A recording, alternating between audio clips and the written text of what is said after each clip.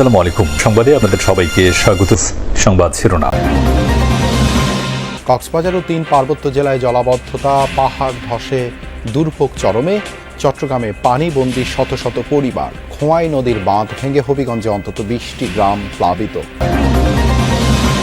প্রধানমন্ত্রীর প্রথম বিদেশ সফর বাংলাদেশের গুরুত্ব আরও বাড়িয়েছে বহির্বিশ্বে মত কূটনীতিক ও রাজনীতিবিদদের।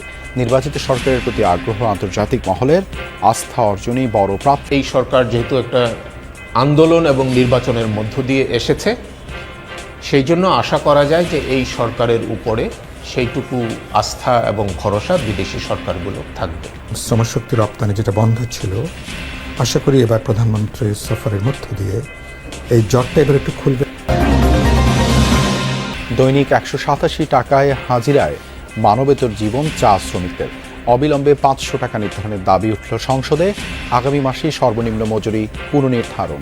মন ভালো থাকে, ফেরে থাকে, 2 টাকা আমরা বেশি রুজি করতে পারি। কাম হইলেও কাম আসবো, বন্ধ হইলে হাজিরি নেই। 187 টাকা যে 40 পয়সার যে পার ডে মজুরি, তো এটার তুলনামূলক বর্তমান বাজার দর এবং সেটা হিসাব করলে আসলেই এটা মজুরিটা খুবই নগণ্য। ভারতকে টপকে ঔষধি উদ্ভিদের সবচেয়ে বড় আঞ্চলিক ডেটাবেস বাংলাদেশে। শত শত উদ্ভিদের রাসায়নিক উপাদানের তথ্য সংগ্রহ করছেন গবেষকরা। ব্যবহার হচ্ছে 45টি বিশ্ববিদ্যালয়ে। আমরা এটা খুব একটা ভাবে চিনিও না, বাট আমাদের একটা গবেষণা এরকম ছিল যে এই বিষকাটালি উদ্ভিদের মধ্যে এমন কিছু কম্পাউন্ড বা এমন কিছু মলিকুল আছে যেটা বেসিক্যালি লিভার ক্যান্সারে খুব ভালো কাজ করে। নারায়ণগঞ্জের রূপগঞ্জে কথিত জিনের আসরে শিক্ষার্থী অসুস্থের ঘটনায় উদ্বেগ, উৎকণ্ঠা। ঝাড়ফুঁক আর কবিরাজি চিকিৎসা দেওয়ার অভিযোগ মাদ্রাসা কর্তৃপক্ষের বিরুদ্ধে। আমাদের সামনে এসে ওরা বই দেখত আর সে গলায় চিপিয়ে ধরত। ঝাড়ফুঁড় করা হয়, ওরা কিছু সময় থামে, কিন্তু পরবর্তীতে দেখা যায় কি ওরা আরো বেশি আরো চিন্তা করতেছে। 6 দিনের আনুষ্ঠানিকতা শেষে জন্মশহর মাশহাদে চিরনিদ্রায় শায়িত ইরানের আধ্যাত্মিক নেতা আয়াতুল্লাহ খামেনি। শেষ বিদায়ে শোকার্ত মানুষের ঢল। বঙ্গোপসাগরে সৃষ্ট লঘুচাপের প্রভাবে দেশের বিভিন্ন স্থানে বৃষ্টি হচ্ছে, সেই সাথে কোথাও কোথাও স্বল্পমেয়াদী বন্যা পরিস্থিতির আশঙ্কা দেখা দিয়েছে। বান্দরবানে টানা 6 দিন ধরে বৃষ্টিপাতে সাঙ্গু, মাতামুহুরী ও বাঘখালী নদীর পানি এখনও বিপদসীমার উপর দিয়ে প্রবাহিত হচ্ছে। আবহাওয়া অধিদপ্তরের তথ্য অনুযায়ী গত 24 ঘন্টায় 131 মিলিমিটার বৃষ্টিপাত হয়েছে। জেলার বিভিন্ন নিচু এলাকা এখনও পানিতে তলিয়ে আছে। সড়ক তলিয়ে যাওয়ায় ঢাকা, চট্টগ্রাম সহ অভ্যন্তরীণ উপজেলাগুলোর সাথেও যোগাযোগ বিচ্ছিন্ন রয়েছে। এতে বিপাকে পড়েছে শ্রমজীবী মানুষ। তবে আশ্রয় কেন্দ্রের প্রশাসনের পক্ষ থেকে দেয়া হচ্ছে শুকনো খাবার। বাংলাদেশ সেনাবাহিনী, বিজিবি দুর্গম গ্রামগুলোতে খাদ্য সহায়তা দিচ্ছে বলে জানিয়েছে প্রশাসন। এদিকে খাগড়াছড়ির বিভিন্ন নিচু এলাকা এখনও পানিতে তলিয়ে আছে। সড়ক তলিয়ে যাওয়ায় বন্ধ রয়েছে যান চলাচল। এতে দুর্ভোগে পড়েছে বাসিন্দারা। রাঙামাটিতে টানা বর্ষণ, পাহাড় ধস ও পাহাড়ি ঢলে সার্বিক পরিস্থিতির আরও অবনতি হয়েছে। পাহাড় ধসের কারণে খাগড়াছড়ি, মহালছড়ি, লংগদু, বাঘাইছড়ি সড়কে যান চলাচল বন্ধ রয়েছে। এতে দুর্ভোগে পড়েছেন সাধারণ মানুষ। বিশ্বের বিভিন্ন দেশে বাংলাদেশের চায়ের কদর বাড়ছে। বাজারে এক এক প্যাকেট চা বিক্রি হচ্ছে শত শত, কোথাও 1000 টাকায়। কিন্তু সেই চায়ের কাঁচামাল যাদের হাতে তৈরি হয়, সেই চা শ্রমিকদের দিনের আয় এখনও 200 টাকারও কম। উৎপাদনের সাফল্যের গল্পের আড়ালে রয়ে গেছে বঞ্চনার আরেক ইতিহাস। তবে চা শ্রমিকদের দৈনিক মজুরি ন্যূনতম 500 টাকা করার প্রস্তাব আলোচনা হয়েছে জাতীয় সংসদে। আগামী মাসেই চা শ্রমিকদের মজুরি পুনর্নির্ধারণ হবে বলে সংসদকে জানান শ্রম ও কর্মসংস্থান মন্ত্রী। সহকর্মী আব্দুর রহিমের ক্যামেরায় আরও জানাচ্ছেন শওকত মঞ্জুর শান্ত। সকাল 9টা থেকে বিকেল 5টা তুলতে হবে অন্তত 24 কেজি পাতা, তাহলেই মিলবে 187 টাকা মজুরি। ওজন পূরণ না হলে কাটা যাবে অর্ধেক মজুরি। বাড়তি প্রতি কেজির জন্য মিলবে মাত্র 5 টাকা। আর সপ্তাহ শেষে রেশন হিসাবে বরাদ্দ 3 কেজি আটা।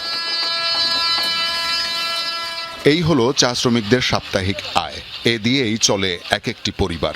শুধু পাতা তোলাই নয়, বাগান পরিষ্কার, নার্সারিতে চারা উৎপাদন, আগাছা দমন, কীটনাশক ছিটানো সবই করতে হয় এই মজুরিতে। কিন্তু নেই কোনো ঝুঁকি ভাতা। জোঁক, বিষাক্ত পোকামাকড় কিংবা বিষধর সাপের কামড়ে হামেশাই মরছে চা শ্রমিক। প্রয়োজনীয় চিকিৎসা সুবিধাও মেলে না অনেক ক্ষেত্রে। 3 দিন থাকিয়া জ্বর, ওষুধ খাইয়া কাজে হাসপাতালে একটা দিব ঘন ট্যাবলেট প্যারাসিটামল। আর আমার হাতে ধরাইছে পরে আমি একদম চিল্লাইয়া ভাগছি, দেখি সাপটা আস্তে আস্তে আস্তে খালি পড়ে গেছিলাম পাতি লইয়া, এটার ব্যথা। জুক পায়, পোকা পায়, মাকড় পায়, চেলা পায়, সাপও পায়। বছরের পর বছর মজুরি বাড়ানোর দাবিতে আন্দোলন হয়েছে, ধর্মঘট, মানববন্ধন, আলোচনাও। বদলায়নি শ্রমিকের ভাগ্য। পাতের সিজনে একটু মন ভালো থাকে, ফ্রেশ থাকে, 2 টাকা আমরা বেশি রুজি করতে পারি। আর শুকনা মাসে তো আমাদের ওই 78 টাকা আমরা পাই। 8 ঘন্টা ডিউটি করবেন, 100 টাকা রুজি দিব, 100 টাকা, এটা হইলো ঠিকা। গাছে পাতা না থাকলে কই থাকি 24 কেজি দিমু। কাম হইলেও কামে আসবো, বন্ধ হইলে হাজিরি নেই। রোদ বৃষ্টি যাই হোক, অবসর নেই। ঘন্টার পর ঘন্টা ভিজে সংগ্রহ করা পাতার ওজন থাকে বেশি। অতিরিক্ত ওজন মজুরি থেকে বাদ দেওয়ার রীতি বাগানে। চেয়ারম্যান মেম্বার হয়েছে নিজের স্বার্থকে, নিজের মারে দিব, বহিনরে দিব, চাচিরে দিব, আমরা তো আর দিব না। কত ঈদের মধ্যে চাল আছে, ঈদের মধ্যে টাকা পয়সা কিছুই আমরা পাইনি, তোমরা করবো কি? পানি বেশি, কি কয় রাস্তা পিছলি গেছি। শুধুমাত্র মজুরি বৈষম্য নয়, তাদের স্বাস্থ্যগত নিরাপত্তাহীনতাই নয়, তারা নাগরিকত্ব সনদপত্র পাওয়ার পরও ভূমি অধিকার অর্থাৎ ভূমি মালিক হওয়ার যে সুবিধা, সেই সুবিধা কিন্তু এখনো তাদের নিশ্চিত হয়নি। শ্রমিকের ঘামে ভেজা পাতা প্রক্রিয়াজাত হয়ে আকর্ষণীয় মোড়কে চলে যায় ভোক্তার টেবিলে। এক এক প্যাকেটের দাম কয়েকশো থেকে 1000 টাকা।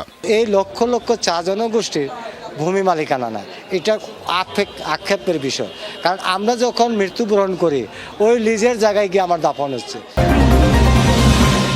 ভারতের রেকর্ড ভেঙে দক্ষিণ এশিয়ার সর্ববৃহৎ ঔষধি উদ্ভিদের ডেটাবেজ এখন বাংলাদেশের BMPPD নামের এই তথ্য ভাণ্ডারে রয়েছে 700 উদ্ভিদের প্রায় 63,000 ঔষধি গুণ সম্পন্ন রাসায়নিক উপাদানের তালিকা। গবেষণা প্রতিষ্ঠান ডন অফ বায়োইনফরমেটিক্স এর দাবি, এই তথ্য ভাণ্ডার নতুন ঔষধ উদ্ভাবনে দেশীয় গবেষকদের সহায়ক হবে। বহুকাল ধরেই বাংলাদেশে ওষুধি প্ল্যান্টের একটা অনেক বড় গ্রহণযোগ্যতা হাব আছে। তো এখানে আমরা অনেক দিন ধরেই বিভিন্ন রোগে ওষুধি প্ল্যান্ট ইউজ করে আসছি। বাট সমস্যা সেটা হচ্ছে এতগুলো ওষুধি প্ল্যান্টের ডেটাগুলো একসাথে কোনো এতদিন ছিল না। যে ওষুধি প্ল্যান্টের ডেটাগুলো হয়তো ড্রাগ ডিসকভারিতে বা ডেভেলপমেন্ট অনেক বড় একটা রোল প্লে করতে পারতো। প্রায় 700 মেডিসিনাল প্ল্যান্টের অলমোস্ট 63,000 ইউনিক প্ল্যান্টের কম্পাউন্ড কালেক্ট করছে। দেশে জীবন রক্ষাকারী ওষুধের ড্রাগ ডিজাইন, এথনোফার্মাকোলজি, ফাইটোমেডিসিন উদ্ভাবনে প্রয়োজনীয় ঔষধি উদ্ভিদের বিরাট তথ্য ভাণ্ডার তৈরি করেছে একদল গবেষক। একটা বিষকাটালি উদ্ভিদ যেটা পুকুরে আশেপাশে পাওয়া যায়, বাট আমরা এটা খুব একটা ভাবে চিনিও না। বাট আমাদের একটা গবেষণা এরকম ছিল যে এই বিষকাটালি উদ্ভিদের মধ্যে এমন কিছু কম্পাউন্ড বা এমন কিছু মলিকুল আছে যেটা বেসিক্যালি লিভার ক্যান্সারে খুব ভালো কাজ করে। এরকম অসংখ্য মলিকুল বা অসংখ্য স্ট্রাকচার আনাচে কানাচে কম্পাউন্ড এই প্ল্যান্টের মধ্যে আছে, যেখান থেকে অনেক ভালো পটেনশিয়াল কম্পাউন্ড ড্রাগ অথবা মেডিসিন তৈরি করা সম্ভব।